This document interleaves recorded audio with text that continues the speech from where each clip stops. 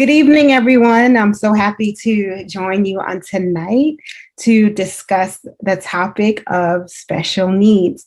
My name is Anitra Simpson, and I am a parent of children with special needs, and also I work within the school system with in the special education department as well. So I'm really excited to share tonight. I am so thankful for the Madge Lewis Scholarship Foundation for giving me this opportunity to join with you guys on tonight. So, hey, let's just jump right on in and let's go. All right. So my topic tonight, of course, is children with special needs. Those children who, due to their mental and physical limitations, they need extra care and support to reach their maximum potential. Special needs do require assistance, and through the federal government, there is a law that states that children, regardless of their physical limitations, they do have the right to the same education as any other students. And because these students have not reached their maximum potential, we try to make sure that we're able to give them a good environment, the resources that they need to help them to reach their maximum potential.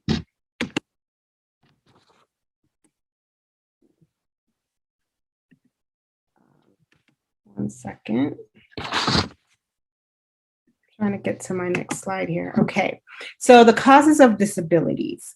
The disabilities could either be inherited or a genetic disorder. It can also be from childbirth, whether it's from loss of oxygen, also any serious illnesses, brain injuries, spinal cord injuries, anything like that, that would injure the part of the body that would allow the child to have full function. Now, there's different types of children and special needs children. You have your mentally disabled, visual impairment, hearing impaired, physically handicapped, learning. They have learning disabilities. Also, children with Down syndrome and cerebral palsy. Some of these impairments can be biological, which, like I mentioned before, they can have reduced function of an organ, reduced function of vision. Also, the disability can be functional, meaning that they aren't able to function with certain activities or keep up in certain activities as other students or others around them.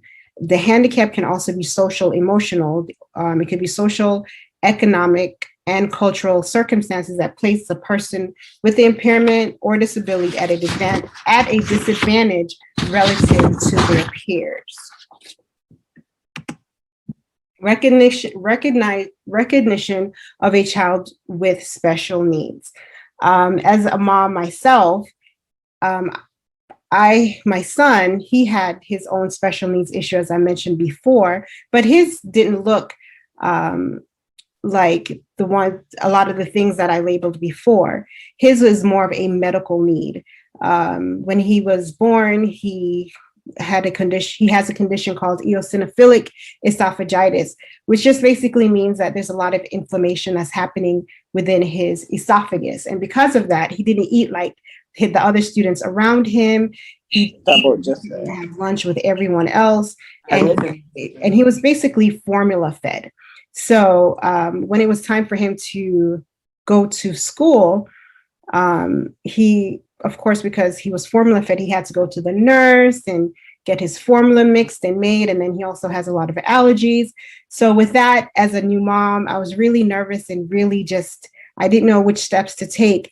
But the first step in recognizing that you have a child with a special need is to really to really just to pinpoint exactly what are their needs. Do they have a difficulty getting along with others? In my son's situation, it wasn't necessarily a difficulty with getting along with others. It was just a difficulty of being in the lunchroom with others because of his EOE and his allergies as well. Also, he was easily frustrated because of his inability to be amongst his peers at lunchtime. He felt secluded and alone. So it's very important to really just to pinpoint the special needs of the children. One thing that's really important to note is that not all disabilities look the same. They all don't look like what the guy pictured here in the wheelchair. Some disabilities look normal, just like you and me. If you saw my son, he is 5'11", and he can basically eat me out of house and home, but he looks normal. You wouldn't know that he has any disabilities or anything like that. But I do want to take this moment to kind of just walk some of the parents through some of the steps that if you realize that your child do have learning disabilities or any issues like that, there is a process through the education system that you can go through, and you'd have to contact your local school district and they can walk you through the process. But the first, like I mentioned before, the first step is to identify the possible needing of special education related services. The second step is to have your child evaluated. Most school districts do provide this service for free, where you can get your child evaluated with a psychologist, with a psychiatrist, and also with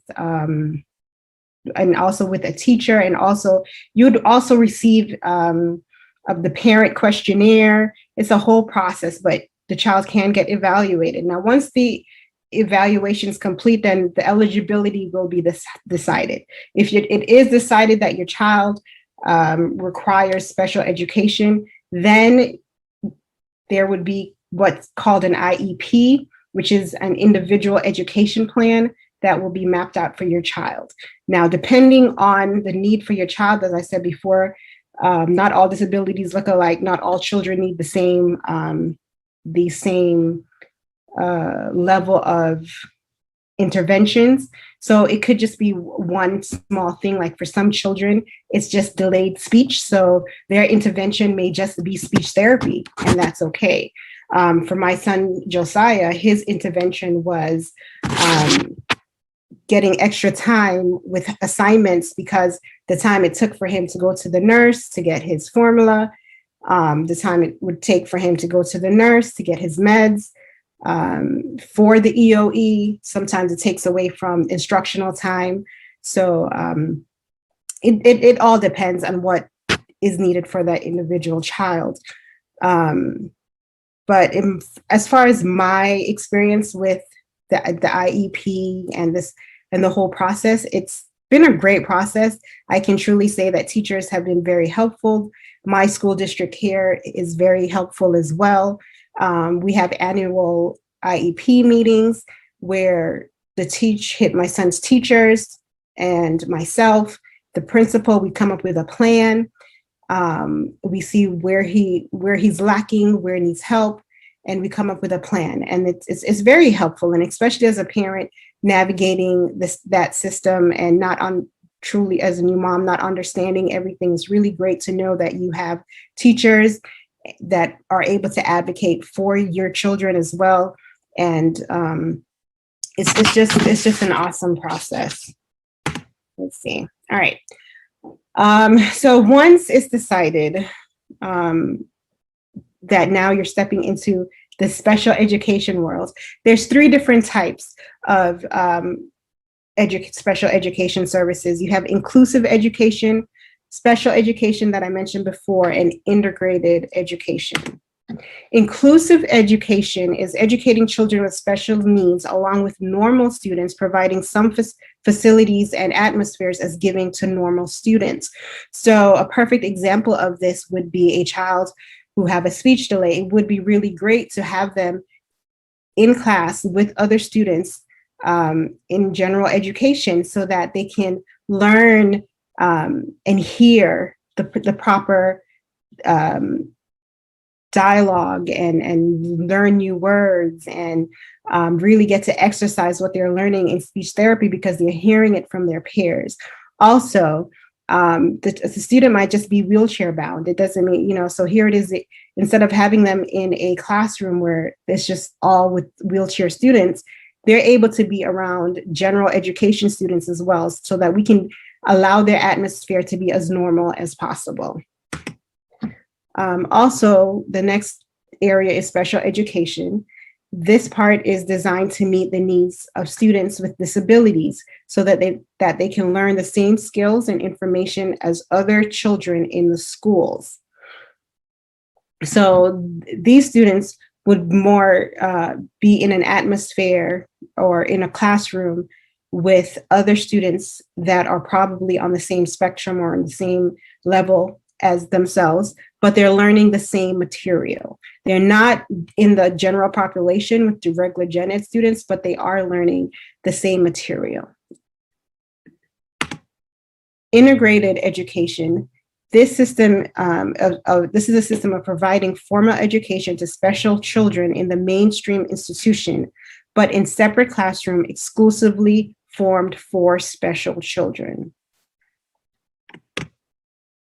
Okay, so one thing that for me, when I get ready for IEPs, this is something that it's a great tip for you for that you can ask and for teachers, and if it's new to you, because you're like, okay, what do I ask for when I'm in this IEP meeting? And as a mom, you know your child better than anybody else. And I think the first thing I would say that I always mention when I'm in the IEP meetings, I do ask that teachers to be patient with my child and just to try to remain calm, or as calm as possible with my child. Also, give the child their own time to accomplish the schoolwork. Like, for instance, I mentioned earlier that sometimes, because of having to go to the nurse to get medication and to get his formula, and also with EOE, he had issues where he would throw up, and it was just embarrassing. So I would really just discuss with the teacher to please just set aside a time where the child can complete the assignment, whether it's later in the afternoon. If not in the afternoon, then definitely maybe allow my son to bring the assignment home and then bring it back the next day. Another thing, you can break the tasks, one big task, into a smaller one, or it's called chunking, just chunking the work, doing small pieces at a time. Give appropriate reinforcement at every stop. And that one's great. Just giving positive reinforcement. Great job. You're doing great. Also able to read the mood of the child. That's very important, because if your child's, another example is maybe your child is autistic. If your child is autistic and they're just not in a good mood, or they're stemming, really just I would love for the teacher to be able to read the mood of the child, maybe they should give that child the opportunity to calm down, maybe to go to a quiet corner, or maybe give them a manipulative so that they can just play for a little bit to really just to calm down. So it's very important for the teachers to be able to read the mood of the child. And also, another thing that you can ask for during your IEP meeting is ask for community support. Usually at the IEP meetings, they do give information on resources. Also, if your child is autistic, or if your child needs wheelchair services or any other kind of services, that's something that you can definitely ask for during your IEP meeting. So I just wanted to make sure that you have those tips for whenever you are going to your IEP meetings. Now, let's talk about just some tips just to close off, just some tips for parents. One thing that I found is just a few tips. Number one, find a support system. You're not an island. You're not in this alone. There's other people that are other moms that are probably going through the same things that you're going through with your child. For me, it was finding EOE support groups online. For me, it was getting help from my church community. It was getting help from my family members to really just to help me along the way. So find a support system. Also ask for help. It's okay. If you need time just for yourself, ask for help. even if it's just for an hour, ask your friend, ask your mom, ask your community. I just need an hour. I'm sure that there's someone out there that would give you that time, because I know, especially with kids with autism, and it's very difficult because sometimes they don't sleep at nights and moms don't get a lot of sleep. So just know that you can ask for help and you're not alone. And also take care of yourself. Take time out for yourself to go get your nails done, your hair done, to go for a walk, maybe try meditation, maybe try just sitting down and listening to music, or reading your favorite book, or just soaking your feet in the bath, but really try to take time for yourself and time to de-stress, because when you're well, your child will be well. When you are at your best, then your child will be at his or her best. And lastly, I just want to leave you guys with some parenting resources. The first one is Mommies of Miracles. It's a group on Facebook. Also, Parent to Parent, it's p2pusa.org. Again, that's p2pusa.org, and that's Parent to Parent. And on the Parent to Parent website, it can lead you to resources based on your child's disability, to connect you with other parents and other organizations that will help you along the way.